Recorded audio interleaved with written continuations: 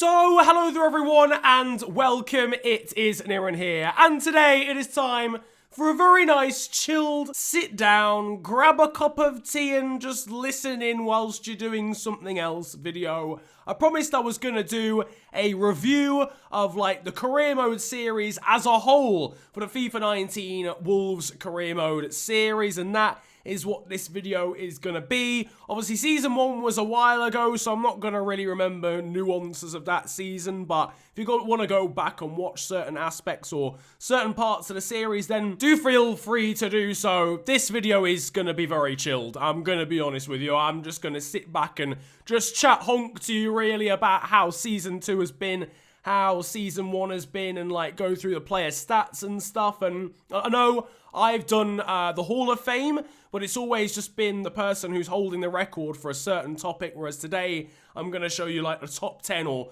top 15 appearance makers, or, you know, go through stuff like that basically. So I'm going to start off first of all by going through the basic team of the season for the Premier League. It's very interesting. It makes for some very odd viewing when you then consider the Premier League table. Not as far as we're concerned, there's a decent representation for Wolves players, but then there's not really many players from the other big teams that were giving us any sort of run for our money for the league title. So starting off, Jack Butland is the goalkeeper for team of the season, but goalkeeper of the tournament was our goalkeeper, Max Jackson. So I don't know how he's not got in the team of the season, but it is what it is. So Jack Butland gets that for Stoke. Declan John for Swansea, Alderweireld Jakia, I'm going to assume that's how you pronounce that one, from Fulham, and then the first representative from Wolves is Kevin Mbabu, which I think is very fair. Probably the most consistent player in our entire side. I'll talk about him and the rest of the team more when I go through the squad report. We've got Eden Hazard from Chelsea, Ruben Neves and Hakim Ziyech as centre mids, both getting a lot of assists during the course of the season, so I think that's fair. Hakim Ziyech was a bit inconsistent at times, but he sneaks in, I guess. I think he got the award for most assists in the Premier League, so that might be the reason why he's there. Tom Ince from Stoke as well, so two players from Stoke. Harry Kane from Spurs, and then obviously the Golden Boot winner, Joseph Martinez. He nicked that Golden Boot with 4 goals on the final day of the season against Harry Kane's Spurs from Harry Kane himself, which I find absolutely beautiful. But not a single Manchester United player in there, despite them picking up 85 points across the season. Martinez wins Golden Boot.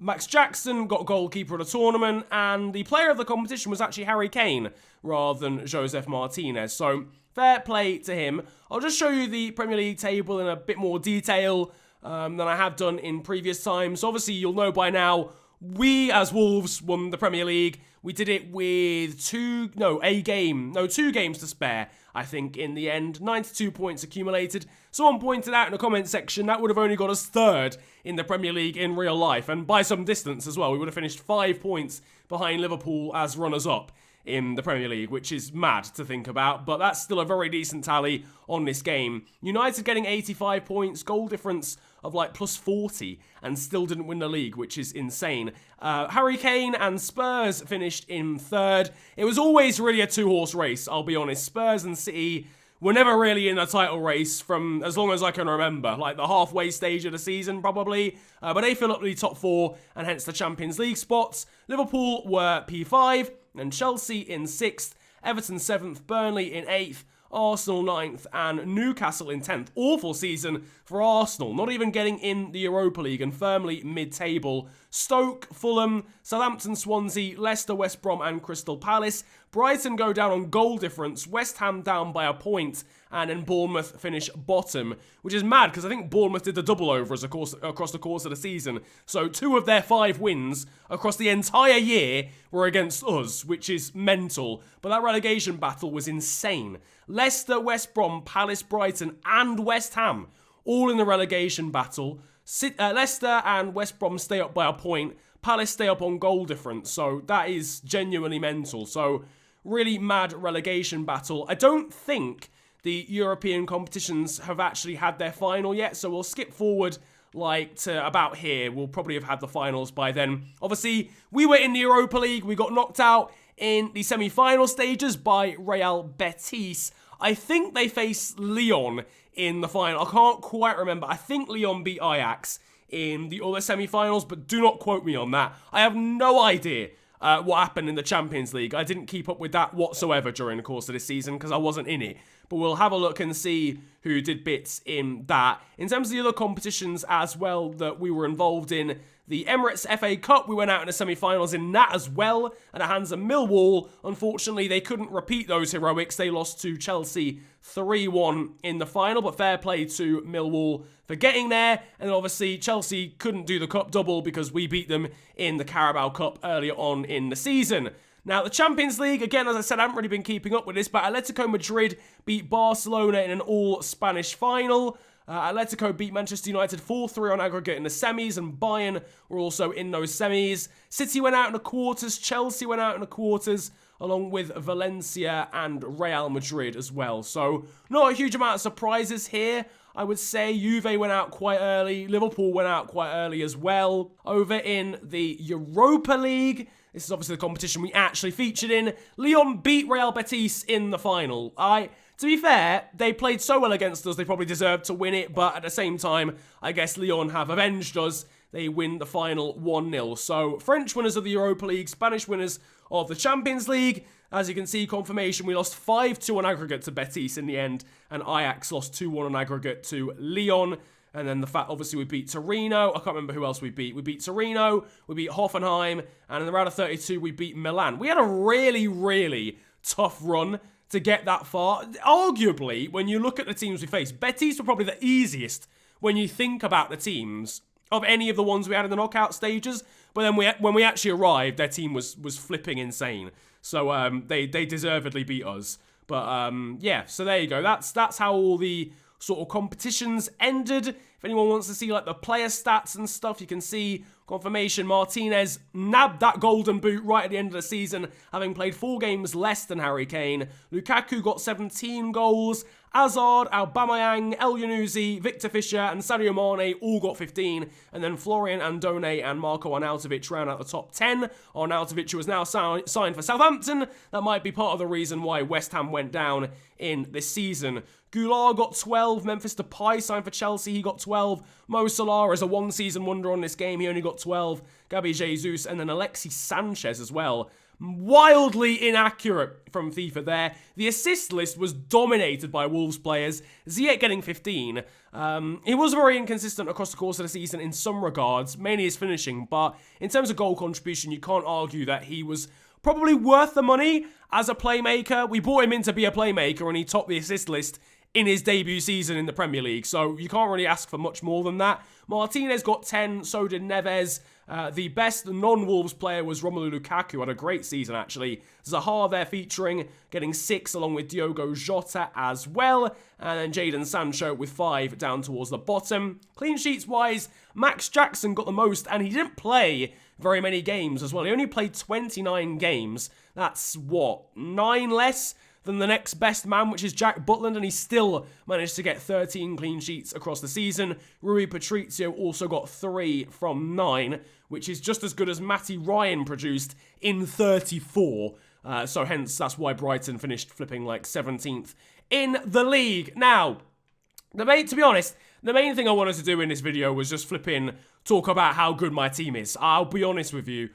We've talked about how the other competitions are done, but I really wanted to just go through this team and just like talk about each player. I won't talk about every player because there's youth academy players here who have never played. There's players on loan that you don't care about, but we'll go through the main guys and then sort of the fringe guys as well. So Max Jackson is here at the top. We'll do it in order of squad. This guy, I mean, to be fair, he had his moments of being awful. But that's fair. He's 19. This was his first full season in the squad. I think we promoted him towards the end of the first season. He's really the only youth academy player who's had any impact on this series, and self-explanatory, we've only done 2 seasons, so that makes sense. But Max Jackson has grown a lot. We've exploited the goalkeeper training quite a lot. He started at he's gone up by 15, so he was 63 at the start of this season. and he's now 78, and I think he grew a bit last year as well, so he's gone up by like at least 16 or 17 ratings since he joined our academy. Very, very good. Overtook Rui Patricio. Did have his moments, was replaced by Patricio a couple of times, but overall, if this was to go into another season, he would have got well into the 80s by the end of season 3. He's a very, very good goalkeeper, and he would have been our starting goalkeeper for a long time to come. Rui Patricio, though, started it all off. He was a very solid goalkeeper in season 1. Really, really solid, but then just started to fade away a bit towards the end, right towards the end of season 1, and especially in season 2 as well, which is why we trained Max Jackson so much. I think we brought him in a cup game, and then he just did bits. He made like 7 saves in one cup game. We gave him some league game time, and then he continued to do well, and Rui Patricio was just kind of left behind. It wasn't like he didn't do that much wrong. He was awful at certain points, but not enough to get dropped. It's just Jackson took his opportunity. So yeah, but Rui Patricio, really, really good in season 1. He has the clean sheets record, because obviously he's been around for longer, but he got 24 clean sheets compared to Max Jackson's 18 in a Wolves shirt. So that's kind of, they're the main goalkeepers. John Ruddy was around in season 1, didn't really make much of an impact. He was only a backup. We've got this Joshua Teti guy as well here, who's from Ghana. You'll have never heard of him because I haven't featured him in the series, but he was from the youth academy. If this had gone into a 3rd season, you'd have definitely seen him in cup games because he was very good. 67 overall at 17. Just unfortunately arrived a bit too late on the scene. Matt Doherty. Now, this guy annoys me because he's been so good in real life. Like, so unbelievably good. But he's awful on this game. Like, really bad. His positioning is tragic, and it's because he's traditionally a wing-back, so he just goes forward more. Vinagra's the same, but Vinagra's got the pace to get back when he's caught out of position. Matt Doherty doesn't, and he didn't really offer that much going forward like he does in real life, so he was a massive bit part player in Season 2. In the first season, he started, I think, before Mbabu. Mbabu only played like 35 games in Season 1, whereas he played like pretty much every game in Season 2.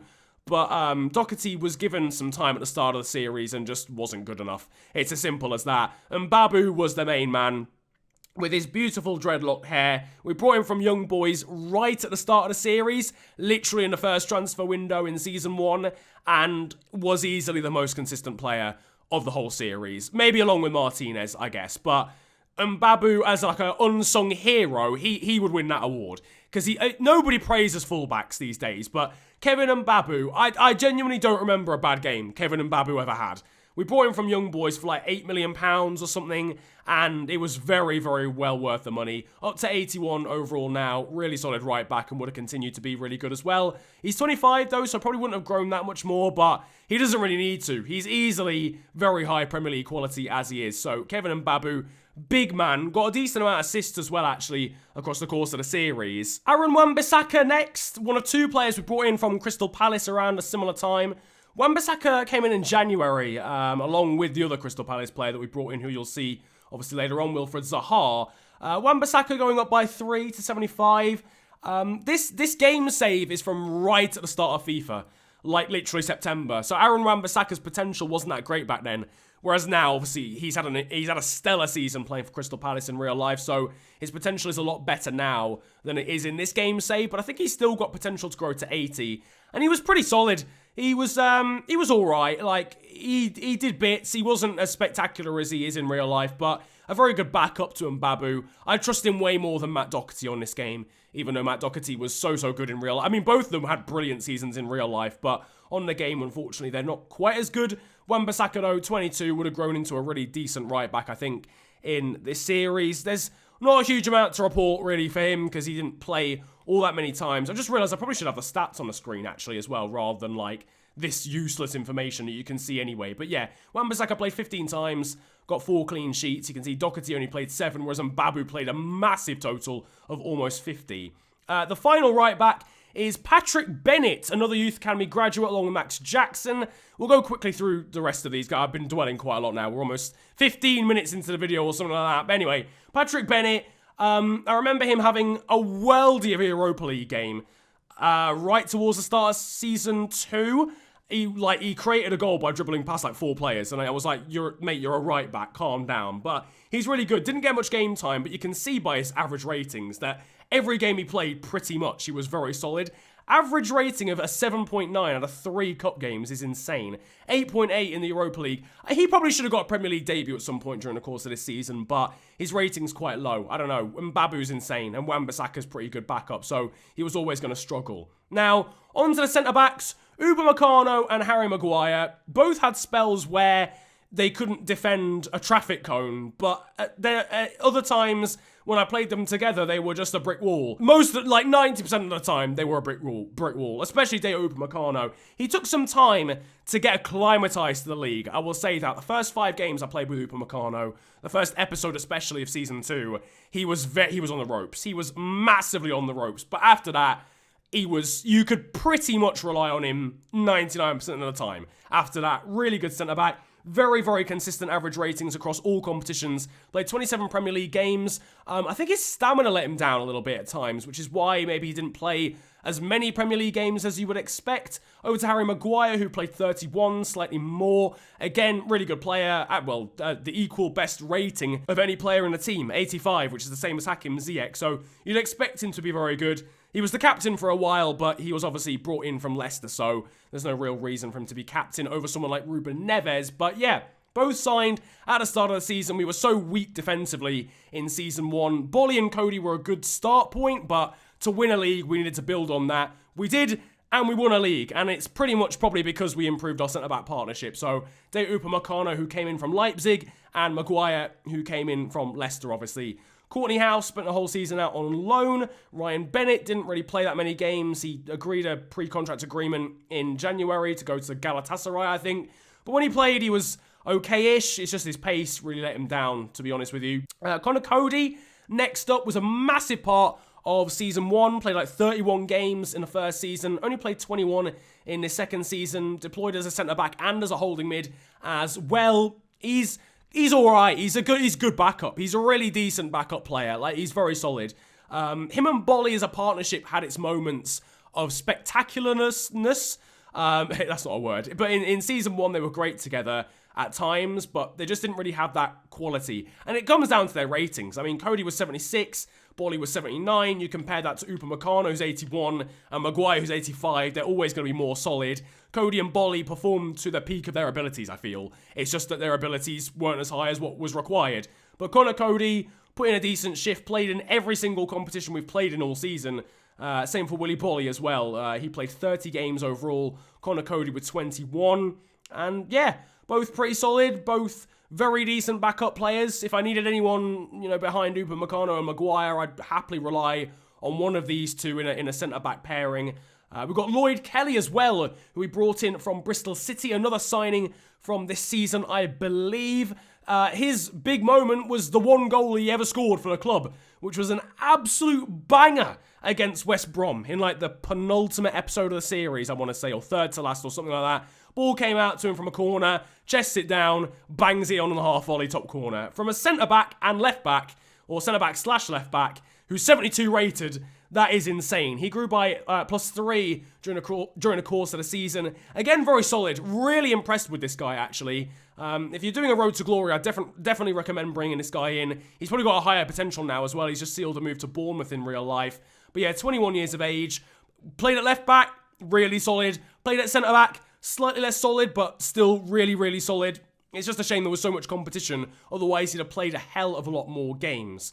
Ben Chilwell played 32 games across the course of the season. Not all of those for us, because we brought him in from Leicester in January, so some of those stats equate to what he did when he was playing at Leicester. He wasn't like a consistent starting 11 player for us. It was more of like a swapping in and out between him and Ruben Vinagre. I feel like with him, he was the much more dependable defensive option, whereas Vinagre just sort of said bun it halfway through games and decided to become a winger, which is great, and he was really good going forward, but in a game where I knew I might get exposed down the wings, Ben Chilwell had to play, because Vinagre just goes off on adventures and goes for a picnic halfway through games.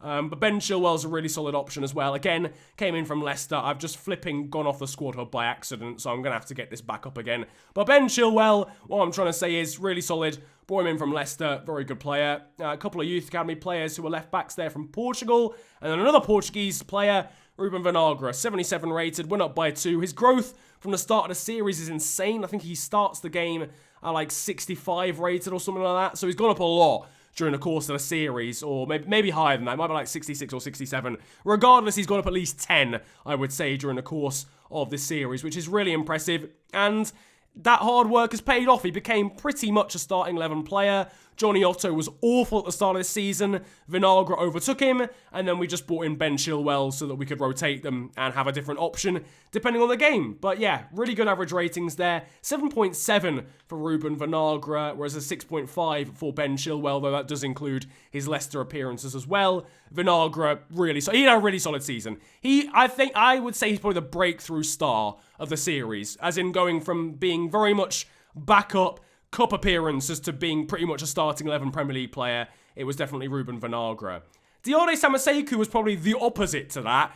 He was integral in Season 1, but didn't play as much in Season 2. Still racked up 36 appearances, mainly through playing in the Europa League, to be fair. He was instrumental in us progressing from the group stages. I think he played all 6 games in the groups. Didn't play as much in the Premier League, but overall still really good average rating. 7.3 for the man from Mali. We brought him in from Red Bull Salzburg. I think he was literally the first signing of the whole series, wasn't he? That's insane. He was the first player I bought in this entire series. Kind of a hidden gem. I featured him in a couple of tips videos at the start of the game cycle from gameplay from Berlin with EA Game Changers. And I was just like, I have to buy him. I literally have to buy him. And he was such a solid holding mid. Thought maybe he'd be more like a Naby Keita. He wasn't really. He was more of just a stock standard holding mid, but he did his job really well. 80 rated now, so up into that promised land. Really good first season. Again, didn't feature as much in the second season. He scored 6 goals in total, but got 18 assists in total, which is insane for a holding mid. So fair play to him. Really, really good series from Diade Samaseku. I think he's one of my favourite players in the squad because he's a hidden gem and no one really knew who he was before he was in this series. Kelvin Lawal, another successful youth academy player. He looks the part as well, doesn't he, Kelvin Lawal, for some reason, man. It's like he's got the haircut, he's got the trim, he's got the boots, he's got the tight kit. He just looks the part, doesn't he? From Nigeria, really versatile. Got 2 goals and 2 assists this season. Very decent average ratings, mainly from cup appearances, but played 5 times in the league as well. Really solid, really good growth as well, up by 8 to 74. Very impressed with him. Him, Jackson, and Patrick Bennett, probably the best of the Youth Academy bunch in this series. Andreas Pereira next up. I was so overtly disappointed with this guy. I don't know why. He started off so well. First half of the season, really good. And then after that, barely featured. But he was just so frustrating. And his average ratings look good. He's got better average ratings than Kelvin Lawal. He's got 7.4 across all competitions. But I just didn't gel with him in the second half of the season. He just gave the ball away so much. His goal scoring dried up because he scored a decent amount of goals in the first sort of 4 or 5 months of the season. And it just dried up for some reason. But he contributed well when he did. But I just lost sort of faith in him towards the end of the season. But we bought him for free at the end of the day. So regardless of what he does, it's good value for money. We brought him on a pre-contract from Manchester United, and he did the business, I'll be honest. As far as a pre-contract signing is concerned, he was good. He did all right. He got 7 assists, 5 goals, so 12 goals contributed in 25 appearances. It's a good record. It's just, you have those players sometimes. They do bits in terms of the stats, but when you play with them, you don't really have any confidence with them, and for some reason, he just ended up being that. Morgan Gibbs-White played the same amount of games, 76 overall for him, went up by 4. Again, like Vinagre, started off at quite a low overall, mid-60s, mid to late 60s. Can play as a centre mid, attacking mid, and a striker. Never played him as a striker, but his goal scoring was actually pretty good. He was decent from long range, actually. Pretty much all of his goals, I feel, came from outside of the area. Scored a couple of stunners, did the young Englishman. But yeah, Morgan Gibbs-White, one of our own, did well across the course of the series. He got 6 assists overall and a decent amount of goals. Yeah, 5 goals, 6 assists across the whole series as a pretty young player, kind of bit part player as well. Really not that bad. Really not that bad at all, and he played well when he played. So Morgan Gibbs-White, very decent player overall. Renato Sanchez is next up, 81 overall, gone up by 3 in this season, and yeah, he's really good as well, honestly. I'm just singing praises of everyone, but Renato Sanchez scored some really important goals. To be honest with you, he only scores important goals. Renato Sanchez does not score the 5th goal of a 6-0 win. Like, he just doesn't. He scores last-minute goals to get you wins. I mean, that goal against... Oh, who was it? It wasn't West Brom, because that was the Lloyd Kelly goal. But he scored late in a goal, in a game, sorry, with like 3 episodes to go. In the 90th minute, we just conceded an equaliser in the 89th minute. And then Sanchez goes up the other end and slaps one in top bins from like 30 yards. And then the next episode, he scored another 90th minute winner as well. So Renato Sanchez is the man for the big occasions, I've got to say, even though most of the time he comes off the bench. He doesn't, a lot of those, like 40 appearances, half of those are probably starts. A lot of the time he comes off the bench and still does the business, but really impressed with him. Obviously came in from Bayern Munich, fell out of favour a little bit there, and he's found a new home at Wolves as a Portuguese player, again keeping up that Portuguese link in the series, and overall did bits. Connor Ronan, you'll be wondering maybe why I'm going to talk about him if you're new to the series, but this guy was the most promising young player in Season 1. He actually was probably better than Morgan Gibbs-White in Season 1, but then just didn't develop. As you can see, only gone up by 2, only played 2 games, left behind in terms of rating, which is because Gibbs-White has a better potential. But yeah, Ronan, I'll give him a special shout out because he looked good in Season 1, just didn't get the chance to prosper in Season 2. Ruben Neves, captain fantastic. I don't even know what I can say about this Don. 29 assists across the course of the series and 21 goals across the course of the series, which is unreal as a holding mid. Those goals dried up in Season 2 because I started playing him as a holding mid and I changed the formation. But when he was playing as just a stock standard centre mid, he scored 17 goals in Season 1, which is darn right outrageous. And a lot of them were from in the area. He got forward so many times. You know, in real life, he has that stat of he's only scored from outside of the area for Wolves since he joined the club from Porto or something like that. But in this game, he gets forward and he gets in the box so often. 84 overall, only 1 away from being the best overall in the side. Grown really well this season, and he's just a Don. He's just an absolute midfield maestro. I would honestly, if Martinez hadn't scored almost 70 goals in this series, I'd genuinely say he was player of the whole series. He's up there. He's definitely up there regardless of what Martinez did. Neves, absolutely insane. Not many superlatives left for him. Jadon Sancho obviously came in from Borussia Dortmund. 20 years of age, 81 overall. Absolute boss. Absolute boss. He was a little bit slow to get going because he had a lot of competition. When he came in, there was about 5 wingers at the club already. Whereas in the second season, we've not had as many players vying for that spot. But he's kind of made it his own. Him and Diogo Jota, I think, have been the most impressive of the wingers in Season 2. And Jadon Sancho, yeah, you'd expect, he's a wonder kid at the end of the day. His potential is so high, you'd expect him to have a pretty big impact across the course of this series, and he did. Really, really good player. 4 goals, 7 assists in the second season. We brought him in the winter of Season 1. In that half a season, he got 7 assists in Season 1. So he's actually got 14 assists or 14 goals created across the course of his 1.5 season career at Wolves, which is not a bad return at all. 7.4 average rating, gone up by 3 this season. Very, very good player. A couple of youth academy players there, including Morgan Moore, who I think was the youngest player in terms of appearances at this club, from what I can remember. Don't quote me on that one, it might be someone else, but it was either him or Ethan Cook. I think it might have been Morgan Moore, to be honest with you, so that's his shout out. Hakim Ziyech, the big money man, the transfer record fee in this series. We brought him in for about 45 mil, I want to say, from Ajax. Obviously, he's been doing the business for Ajax in real life. I didn't realise he was that old. He's 27. Wow, that's mental. Obviously not in real, he's 26 because we're a year in the future on this game. But I thought he was like, I'm not going to lie, I thought he was like 22. That's really mad. Why did I think he was that? Anyway, regardless of that, I mentioned him earlier. His average rating is really high. 8.3 as an average rating is insane across the course of a 41-game season. 13 goals, 18 assists as well, which is mad. Obviously, he wasn't in Season 1, so those are his all-time sort of tallies as a Wolves player. But, yeah, the only thing I would say about Ziyech is he probably didn't have the composure of other players in the squad. I remember there's a couple of occasions where you need him to stick one in the back of the net, like to get back in a game, and he wouldn't, whereas a Renato Sanchez or a Martinez would. So that's the only thing I would say about him, but in terms of goal contribution and just his class on the ball, he was astonishing. Definitely worth the money. If he had the physicality to go along with it, he would have been perfect. That's another thing that he was lacking, especially when he first joined. Wilfried Zaha, again, these stats are a little bit skewed because they include his stats for Palace during the course of this season. He came in about the same time as Wan-Bissaka. We pretty much did a double signing. Johnny Otto went the other direction and signed for Crystal Palace, and then gave away a penalty when we played Palace in the reverse fixture. Wilfried Zaha, versatile, very skillful, great dribbling, scored some important goals, scored a really important goal against Man City. Yeah, really good player, 84 overall. I don't think he really performed as an 84. I don't look at him and think, yes, he was like top 4 players in our entire squad, as his overall would suggest, but he was a very solid winger. Him, Sancho and Jota on rotation was just deadly. It was disgusting. Knowing that I would have one of those with full stamina going into any game was a cheat code. And then Adama Traore as well, the Roadrunner, Usain Bolt. His finishing left a lot to be desired. Still managed to score 11 goals, and that shows just how many times he got into goal-scoring opportunities rather than his clinical nature, let's say. But I have a soft spot for Adama.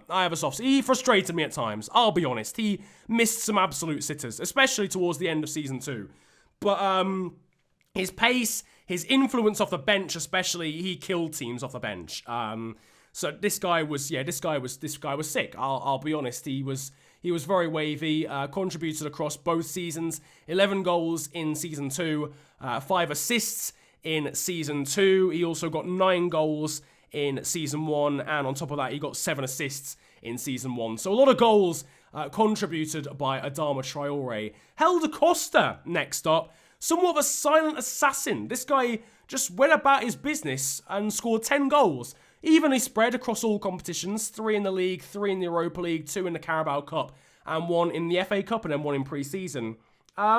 Didn't really strike me as someone who'd scored a lot of goals across the course of the season, but only scored 1 less than Adama. Scored more than Christoph Piontek, so obviously had significantly more time, but in terms of appearances, not that many more. Helder Costa, yeah, it seemed to have a pretty decent goal-scoring record. Not much special. He didn't have much about him that I'd say stood out. Like, he didn't have the pace of Adama Traore, he didn't have the dribbling of Wilfried Zaha, didn't have the finishing ability of Diogo Jota, but just consistently good at everything. Consistently pretty decent at everything. 79 overall. Probably would have got into the 80s if we'd had one more season. 26 years of age. 7.5 average rating. A very good bit part player. Again, someone I could easily rely on if everyone else was tired or there was an injury, plague or whatever. Very, very good player overall. And Bakare was out on loan. Toby Hall. This guy, again, someone you don't know, would have loved to try this guy out, but he only became eligible to sign towards the end. Well, he's 17. Why did I not sign him before? There was a reason why I didn't sign him before, but I just didn't get a chance to try him out. But we probably needed a backup striker at one point, so I probably should have just promoted him earlier. Christoph Piontek, though, came in and filled that hole. By jingo did he fill that hole. My goodness me. We brought him in from Genoa for roughly £4 million. Might have even been less than that. Obviously, he's done bits in real life, but as I explained with Wan-Bissaka earlier, this save is old. This save is old. So this was before he burst on the scene for Genoa, before he'd made his move to Milan. So EA just didn't know how good he was. I think his potential on this save is like 76, 77 max. So brought him in, very cheap, backup striker, not much in terms of, expectations. Came in to replace Jonathan David, who went his own separate way to Hoffenheim, and was infinitely better than Jonathan David. Infinitely better. Won Player of the Episode 5 times in a row, which is by far a record. No one had ever done that 3 times, let alone 5. It became a meme at the end, I'll be honest. You lot were memeing him, and I rate that. I rate the hustle, honestly, and I love that. I love that something became a meme during the course of this series. Piontek was that. His name, I'm going to clarify here, because people get annoyed when I call him Piontek. When I first signed him, as so many Polish people in the comment section were saying it's not Piatek, it's Piontek. So I changed it to Piontek. And then suddenly at the end of the series, everyone was telling me it's Piatek. And so to be honest with you, I don't know how to pronounce his name. People just keep telling me different things. But I just got into the habit of saying Piontek, so I'm just going to keep calling him that.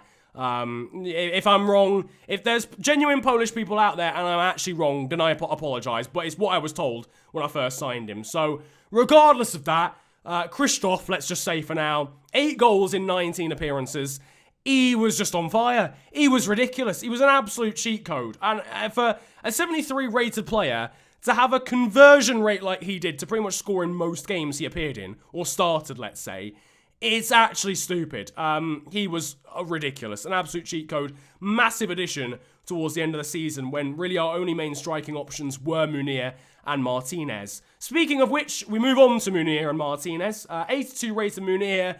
Probably one of the best free transfers I have ever made in a career mode save. 23 goals in 52 appearances. For a start, 52 appearances is monumental across the season. This guy's fitness is unbelievable. No injuries at all. Played the most games out of anyone in the whole squad.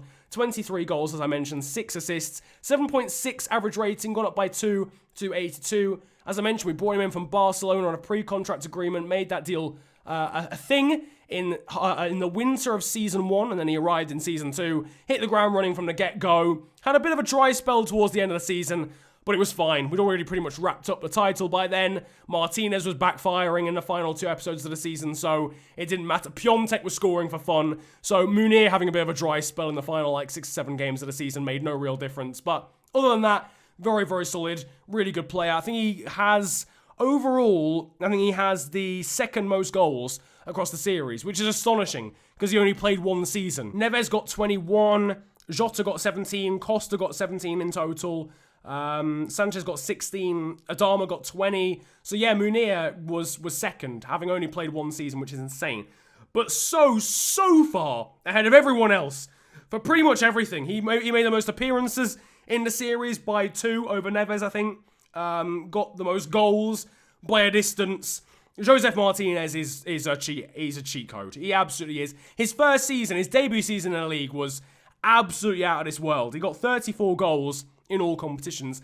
30 of those, I think, were in the league. Because obviously, don't forget, we weren't in the Europa League. We weren't in Europe last season. So he's played considerably more games this season. He scored 7 in Europe, whereas he didn't have the opportunity to score 7 last season. So to break the 30-goal barrier in the league alone is insane. Scored only 1 less in all competitions this season, so keeping up that sort of tally is just ridiculous. 67 goals in total across the course of the series. Josef Martinez, absolutely insane. And then finally, last and certainly not least, especially in Season 2, Diogo Jota. Kind of the lost man in Season 1. I genuinely had plans to sell him. I'm not going to lie, I genuinely had plans to sell him after Season 1. Very, very average first season. Played the first half of the season, along with Adama Traore, mainly, and then Helder Costa jumping in, and Javain Cabral as well, who we had on loan in Season 1. Bit of a blast from the past. And we brought in Jadon Sancho, and Diogo Jota looked gone. Diogo Jota looked gone. When Jadon Sancho came in, I was very fearful for Jota's future because he wasn't performing. There was at least 3 wingers above him on the food chain. But then we decided to keep him and he's flourished in Season 2. Probably been the best winger out of the lot in Season 2. I don't know what's happened. I don't know how he's turned it around. His attributes are, maybe it's the pace, maybe it's the agility going up by 7, the acceleration going up by 6. Maybe it's that. He's suddenly got a bit of pace about him. He's suddenly really good at dribbling. But it's something like switched in the off-season between Season 1 and Season 2.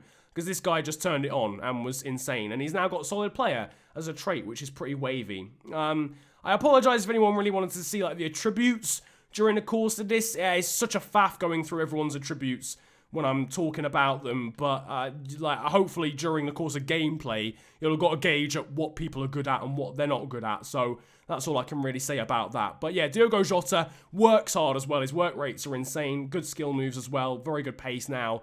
Yeah, very, very good player overall. And that really is it for the look through the squad. In the background now, you'll be seeing some stuff like in terms of stats and like top 10s rather than just who has the record for certain things. So like not just Josef Martinez has the most goals. You'll now be seeing the top 10 goal scorers across the whole series, for example. So in terms of goals, Martinez with 67. You got Munir with 23. Neves with 21. Got a lot of that in Season 1. Adama with 20. Again, very consistent. Gets himself into those positions a lot. 17 apiece for Jota and Costa. Again, as I mentioned, Helder Costa just silently going about his business in terms of getting goal contributions. After that, Renato Sanchez with 16 as well. We've got Ziyech with 13 just from this season. João Moutinho as well was a big player in Season 1, along with the likes of Johnny Otto in Season 1. I mentioned Samaseku as well, and people like Javain Cabral. Who else was there? Who else? Leander Dendoncker as well in season 1. People who kind of featured, did bits, maybe didn't necessarily impress. That was certainly a situation with Dendoncker, the situation with Raul Jimenez, which is mental because of how good he was in real life, but he just wasn't good on the game. It's as simple as that. Same for Doherty, which is a shame because of how good they were in real life. I would have loved to have kept them in the squad as Wolves originals, but they just didn't develop like they did in real life. Assists-wise, Ruben Neves got the most there, 29. We've got Sanchez with 21, Hakim Ziyech with 18, Samaseku with 18 as well, but split across 2 seasons. João Moutinho got 15. We've got Martinez and Jota with 14, and Sancho with 14 as well. Adama Traore with 12, so very decent splits there as well. I'm just going to turn the page. This is very unprofessional, but you'll probably heard that in the background. But appearances as well. In total, Martinez at the most, 89. Neves with 87. We also got Diogo Jota making 83. And Mbabu making 83 as well. 79 for Adama, 78 for Sanchez, 81 for Samaseku. Sort of forgot about him as well. Obviously, people like Sancho and Ziyech were never going to really be at the top of that because they only came in later on in the series. But generally speaking, you know, did bits when they played. It's just that they weren't around for the full 2 seasons. So you're always going to have people like Martinez, Neves, Samaseku, Jota towards the top of the appearances. But yeah, and then the general Hall of Fame will be in the background as well. So you can just sort of remind yourselves about like youngest goal scorers and all that sort of stuff. And I think youngest goal scorers wise, Kelvin Lawal holds that right now, I want to say. It might not be, I can't quite remember, but he has had that at some point. Gibbs White had it at one point. Jovane Cabral had it at one point as well. So yeah, Jadon Sancho, did I mention Jadon Sancho? I think he had it at one point as well before Morgan Gibbs White scored his first goal. So yeah, plenty to discuss, plenty to think about, and plenty to reminisce about with this series. I mean, it was over anyway, but now it really is over. This is it for this series. That's a bookmark on, or like a chapter closed even on this career mode series. Definitely one of my favourites, honestly. I think my all-time favourite still has to be Leicester from FIFA 16, and I'm not really sure anything will ever top that series because of just how astonishing that was. But in terms of recent, yeah, the personnel of this squad I love, and what happened during the series, I love. The storylines were great during this series, and the interaction from you lot as well. Like, the channel has sort of like blown up a bit since this series started.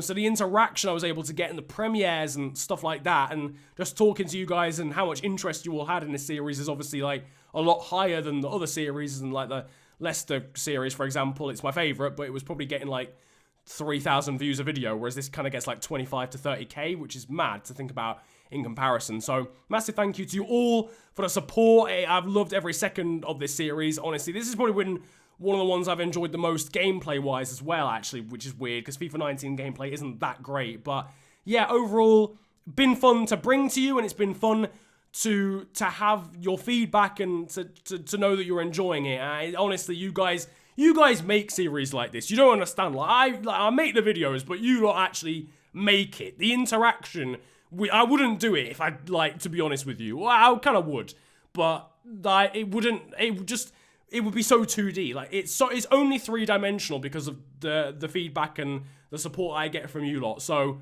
massive thank you for that. I hope you've enjoyed this series as much as I have.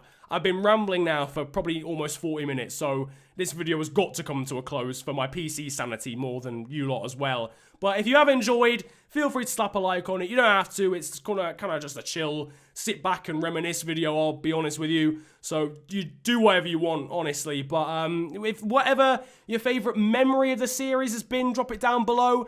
Actually, I'll tell you what, let me know what your favourite player has been. I want to know if you made it this far, I want to know who your favourite player of this series was. I might put it on the screen at the start, just so that, just so I can get some discussion going down there. But I'd love to know who your who the fan favourite is. You know, people like Martinez and Neves are like obvious candidates, but there might be other players who have captured the imagination more. So feel free to drop that down below. If you want to follow me on social media, you can do. It's at the official FNG on Twitter and on Insta. Links are down below. But it's been a pleasure ranting at you guys today and for the whole series as well. And once again, thank you so much for making it what it has been. Have a great day, enjoy yourselves, and goodbye.